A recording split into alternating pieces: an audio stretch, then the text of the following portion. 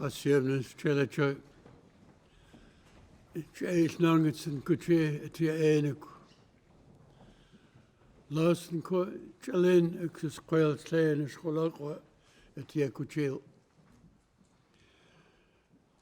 Itale Kuche Exus Naponax Lux Lakok Song Ours Quail to Squail Ixala White the wheeling of telling of what ye ainek.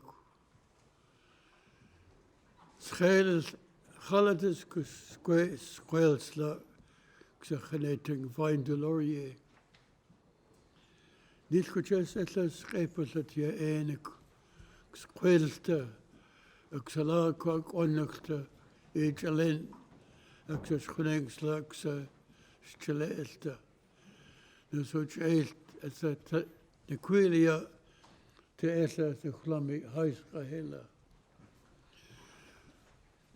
First of all, I want to thank the Lummi people for gathering us together on behalf of the Vine Deloria Symposium.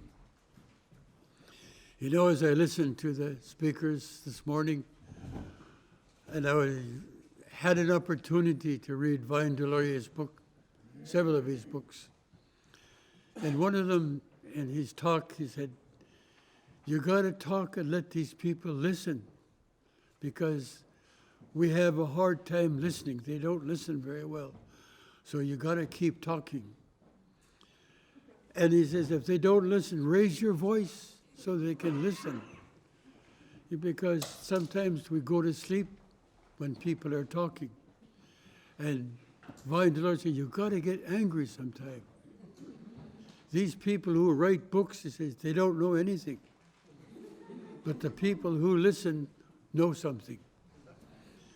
So when I was listening to my friends this morning, I was thinking about Vine Deloria. They must be talking to these guys.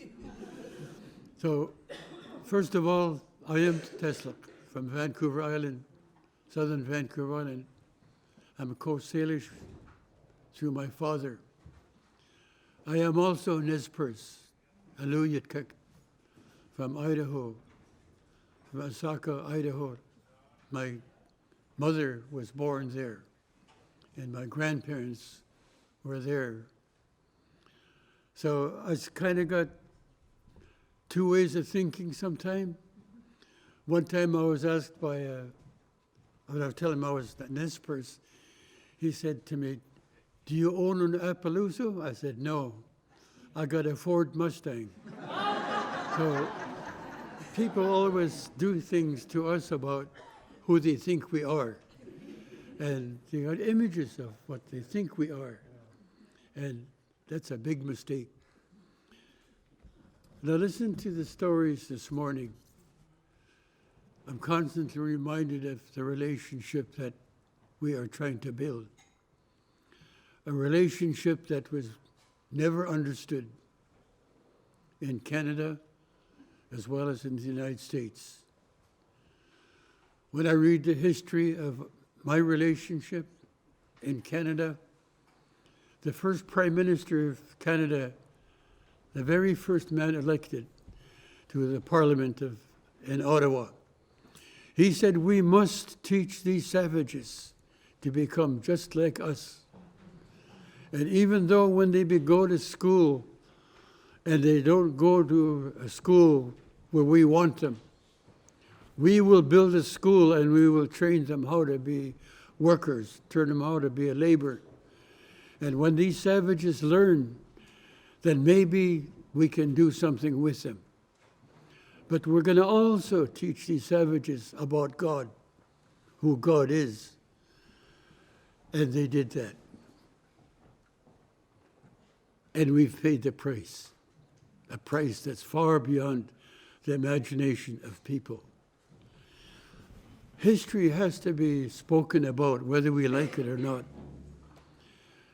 Because we, as our friends have said, we're survivors, we've survived. I went to an Indian day school, and it wasn't any better there. And when I went to a college in Victoria, called St. Louis College.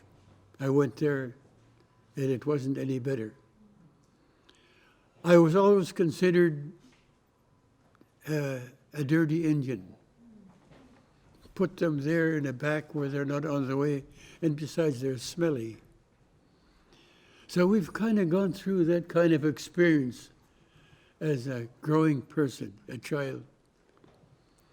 And as I grew up,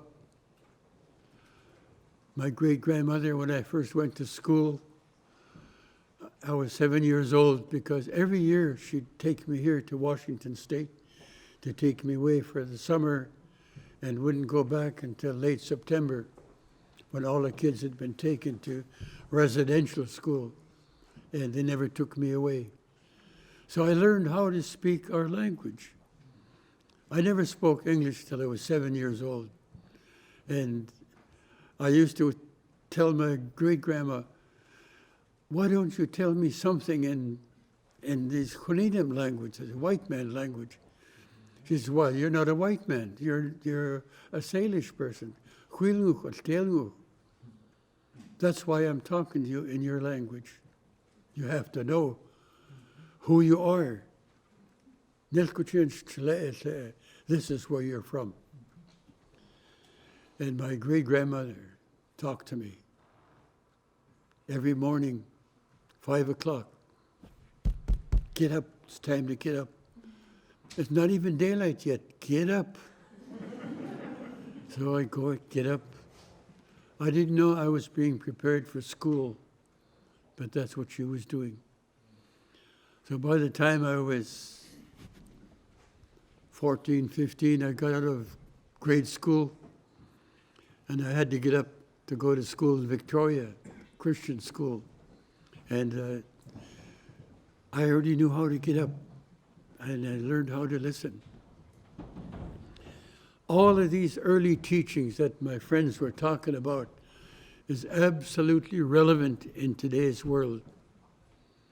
Because if we don't understand our relationship with the land and the first citizens of this great land that we live in, and these first citizens are not humans, they have names. They're called Spaeth, the bear, Tlachnich, the lion. All of these other residents have names. They're not animals, and they're not resources. They are humans. They are people. And that's why you hear this stories this morning about the honoring of the salmon. It is so important today, especially for the young people. If we honestly believe, and this is what Vine Deloria said, if you believe that your education you're getting out of the schools you're going to, let me tell you where you're going. You are going to become a corporate manager. And the corporate world will tell you how you must live, whether you like it or not. And that's exactly what's happening today. We call the governments of Canada and British Columbia, we call them shadow government, because they're being told to do something by somebody else. So when I was growing up, I thought, I'm going to try to be a leader. I want to help. So I got elected as the chief when I was 23 years old. And it wasn't the young people that voted for me. It was the old people, because they understood me. When I talked to them, I'd speak our language and tell them what this meeting's about, and they liked that. So I stayed in that position for 25 years as the leader of the tribe. And I got elected as a tribal council, as a chairman. In 1980, I got elected to represent the Status Indians of Canada. And you know, when that happened, I never finished high school. I never got finished high school. So when I got elected, they said, you're going to be the chairman of the Constitutional Working Group for the people of Canada. So we were flying to Ottawa, back east, and my friend, the late Joe Macias, he was always a good friend of mine. I turned to Joe, and I said, Joe, why did you guys elect me? I'm not a lawyer. I never finished high school. I don't have any kind of certificate. Why did you guys elect me? He says, because we're not afraid of you. We're not afraid of you. And also, you don't know anything about the law, and neither do we, and we want to learn. And because you don't know the law, they're going to have to tell you what it is. They can't lie to you anymore. When I was the chairman of that council, there were 72 lawyers that we had to talk to at every meeting. And these lawyers, 72 lawyers, had 72 opinions. Not one of them had the same opinion. And I told Joe, and I told my friend I was working with, what the heck are we going to do with these guys? We're not getting an answer. Fire them. So I talked to the national chief of our country. I said, we got to get rid of these lawyers. He says, well, how many lawyers do you think we should have? Maybe one. And he said, where's legal advice? Joe, we're not here to talk about legal advice. We're talking about the rights of our people. We chose you because your brain hasn't been tarnished yet. You're still innocent to what's going on. And they're not going to get to you up here. I said, Joe, that's a risky job. But you know, it worked. When we sat down with the governments of Canada, British Columbia, all across the nation, and they said, this is what we're going to give you. We want you to have self-government. We want you to have land. We want you, all these things. And I talked to my friend. I said, Joe, they're giving us something we already own. How can they give us something that doesn't belong to them? He says, well, that's why you're there. We're going to argue from your point of view. We underestimate the power of our youth sometimes and the minds of our children. If their minds are not tarnished and not gripped by the corporate world, corporate education, then we will survive. We are surviving. In Canada, as well as all across North America, around the world, in fact. Corporate governments are being challenged. I call them governments because they are. They control every dollar in the world. There isn't one country in this world that is not controlled by money.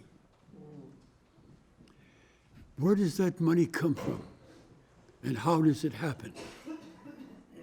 Well, you heard this morning from our trees, from our salmon, from the earth that we love so much is being sold, and we're losing it. You are losing, not just me, not just us, everybody. All the rivers, the Fraser River, Columbia River, the major rivers that supply us with fish is slowly and slowly disappearing. So what do we do? What does the corporate world do? They build fish farms. And now we're choking on fish farms in Canada. Washington State, I think, eliminated the fish farms in this state. And that was a good move. So you see what's happening to us, to the young people. The stories you heard this morning, the history passed down to this generation is critically important. The story of the salmon woman, it's important for you to know what it is and why we continue to tell these story and history of the salmon. It's the same with the tree. The trees are in deep trouble. I walked up in a mountain where I used to go when I was initiated as a dancer. That whole winter, I had to sleep in a mountain. Every morning, 5 o'clock, they'd take me up the mountain. Okay, you got to stay here till noontime. So I'd lay down in the mountain and listen to what the mountain had to say. We don't take time out to listen to anything. We've got to have some person from forestry tell us how valuable this post is here. For them, it's just a post, a round post that's holding up this building. But for us, it was a human being at one time. And we talk about that. And the things that grow from a tree, the medicine that's in those trees. Just last week, my youngest daughter, she has a master's degree in social science, social work. And she took training from one of the older women. She died about a year ago. She was 94, but she was a medicine woman. And she was training my daughter about the kind of medicines we need to give our children. And I have a lot of one of my sons works in a tree farm, and he brings little trees home like that. So I got them in pots in my yard. And my daughter got there, she's gone to Scotland, by the way. She went on a holiday. I says, why do you got to go to Scotland for a holiday? You got a lot of Scottish people here. She says, well, I want to go somewhere, and I want to get away from here, just to get away. Yeah, I guess it's okay. But she says, Dad, you see this little tree here? See these little buds? You know what that is? That's Gatorade and Powerade. That's what it is. You take those little, they're only good for maybe 2 weeks out of the year. And those little, it look kind of fuzzy like this here, but they're small like that. And she picks them and puts them away and turns it into medicine, water. It's Powerade. That's where the Powerade comes from. And I was telling her, I said, you know, I've often wondered how come this deer can jump so far, because that's what they eat from the tree. They eat that. There isn't one thing that hasn't been created in this world that is supposed to benefit us, the young citizens, the young comers. We were the last to be created by the Creator, and we were to learn from our brothers that have been here long before us. The bears, the mountain lion, the salmon, the killer whale, the sea lion, all of these have relationship with our people. We are called the Su'al, the people who live at the edge of the water, the edge of the ocean. And that's why we know. My cousins, my relatives from Idaho, from Kamiah and places like that, when I go there to visit, they talk about all kind of different food. And I said, no, I don't like that. I like a raw fish, and I like sea urchin, and we eat it raw. I got to have it. They said, and I showed them what it looks like. They came to where I live one time, my cousins, and we're having sea urchin. She says, it's still alive and you're eating it. That's when it tastes best. So, and she says, well, how come? Because the iodine in the sea urchin is medicine for the stomach. Everything we eat, everything that's ever been created, is beneficial to every human being, not just us. But we see it as something else now. It's called resources. Something that you can harvest and sell it, and you can even destroy it if you don't like it. Human beings are the worst predators in the world. We are the worst predators in the world. We kill at will. No matter who they are, we kill them. We go to war against them. We kill their children. We destroy their country. And that's the human predator. We are the worst. It's hard to understand that sometimes.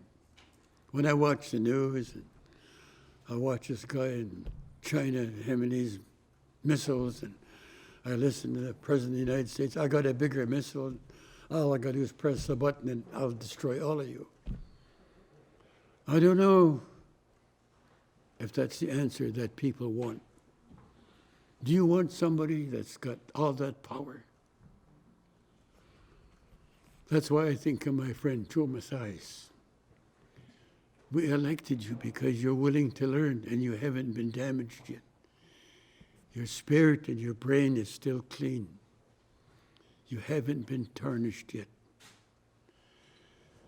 And what are we doing to our children? Preschool, kindergarten, day school. Look at what we're doing to those children. We're teaching them at the very beginning of their life how to be a corporate manager. That's what we're doing. Whether we like it or not, that's the curriculum, and the development of education has been made that way so that our children learn how to line up and march, walk in a single line. I'm telling you this because I read Vine Deloria's book, and over he kept saying the same thing. Until you indigenize what your culture says and does, nothing is going to change. It's going to stay the same. If not, it's going to get worse. The challenges we face today, the young people of this generation, you've got a massive job ahead of you. If you want to learn, and I learned this from my great-grandmother, and I learned it from the Council of Elders that I worked with for about 15 years on Vancouver Island. We collected 50 of the most well-spoken Coast Salish people, both from the mainland as well as from some from here even, from Lummi. Washington came over to listen to the talk of the elders. And we hired 2 young people. One was very fluent in the language, and the other one was a graduate. He went to university, private university on Vancouver Island. And we hired him to translate, to write the translation in English out of our language. And we wrote a book called Indian Law. We gave that to the government. It's actually the beginning of that document started in 1969, when the government of Canada was prepared to terminate us forever. And then we began to worry about what they're going to do to us. It has been the goal of every government, not only in North America, but around the world, to extinguish Indigenous rights everywhere in the world, not just in North America. And it's not the governments that's doing that. It's the shadow government. Every corporation in the world has been caught stealing, cheating, destroying land. And when we say something and we don't like it, we get punished for it. Yeah, but you're anti-development. Well, if I'm anti-development, where are the trees going to come from? And where are the salmons going to come from? Oh, well, let the scientists decide that. You mean more the same? And I said, I don't think that's a good idea. So here we go again, talking about Indigenous rights. What does it mean? What is an Indigenous person? An Indigenous person who grows from a place, born from a place, and lives in a place. When I visit my cousins, the Nespers, and they talk about different medicines, I don't know anything about it. Even though my mother was picked all like up in the mountains picking food, when she got to the island, she had to learn something different. She had to learn to eat seafood, oysters, clams, seaweed, all these different foods that we eat. She says, you know, it took me a long time to eat your father's food. And I said, well, you're still here, Mom. My mother died on the island. And, you know, that's the way we are now, and we're still like that.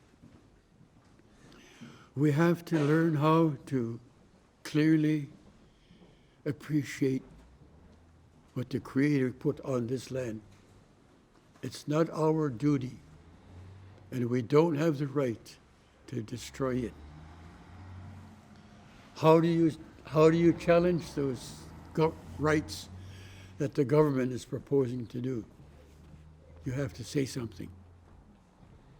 It's easy to bury your head in the sand. I hope it goes away. No. If you look at all the damage that's been done in North America, all the oil spills up in the Gulf of Mexico, up in Alaska, everywhere. Our rivers are being destroyed. Where's our food going to come from? There's so much to learn, you young people, and those of you that are educators. When I spoke at the University of Victoria a few years ago, we were talking about where I live, and our bay was actually the breadbasket where all the food is at. Every kind of salmon, herrings, everything was there. And it was so badly polluted that we had a meeting with the people from that area. And, okay, we'll bring some marine biologists in. So they sampled the water, and they came to us and they said, well, yeah, it is polluted, but it hasn't reached its maximum yet. So when it reaches its maximum, we'll stop it. And that's the mentality we're living with.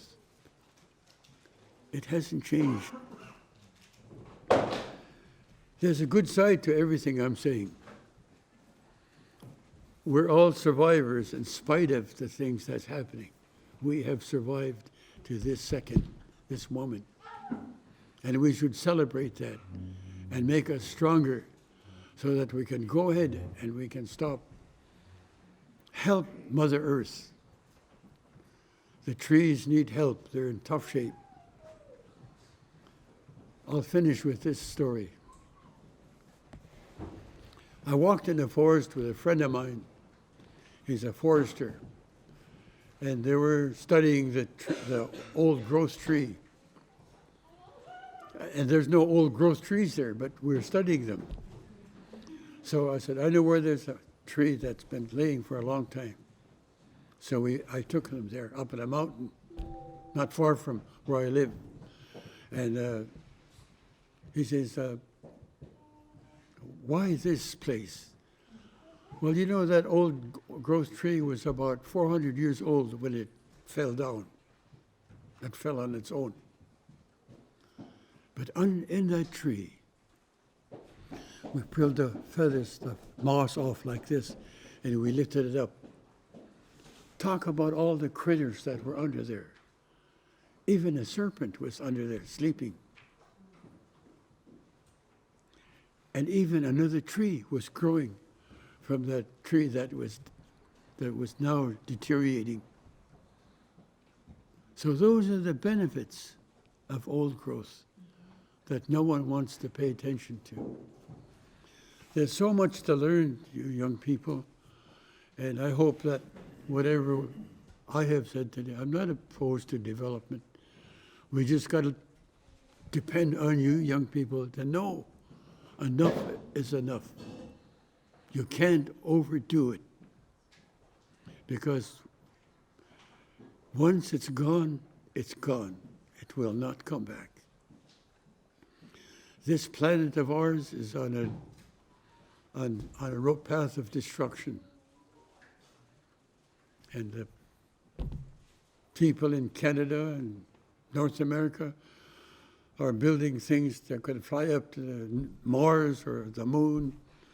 And I guess they're going to go there and fix that too. So here we go again, you know.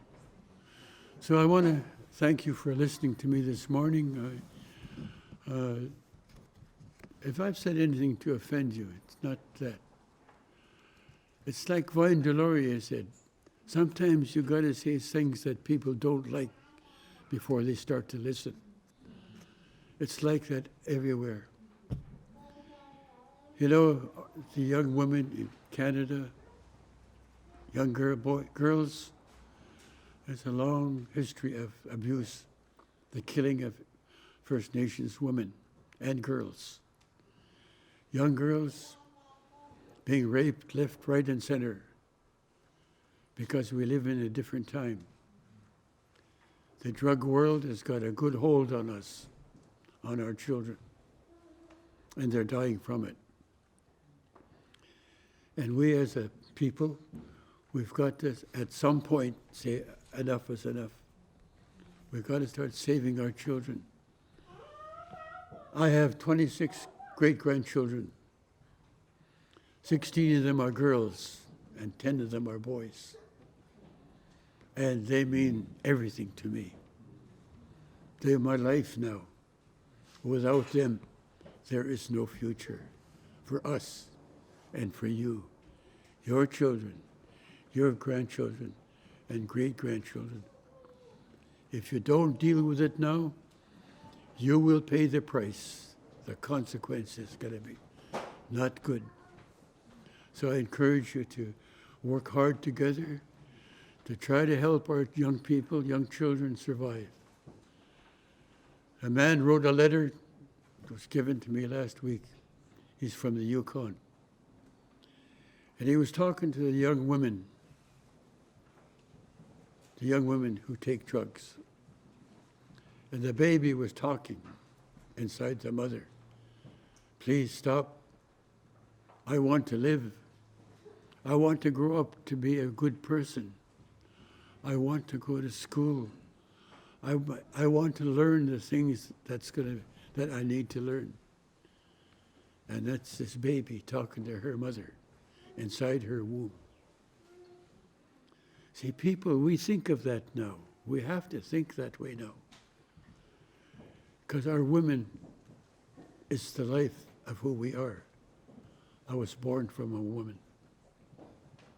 And the sacred water she held released me into the world. And that's why we say we have to try hard, work hard to look after the women that come into our lives. So I want to thank you for listening to me. I hope I can see you again next year. I'll be optimistic and say I come see you next year, I hope so.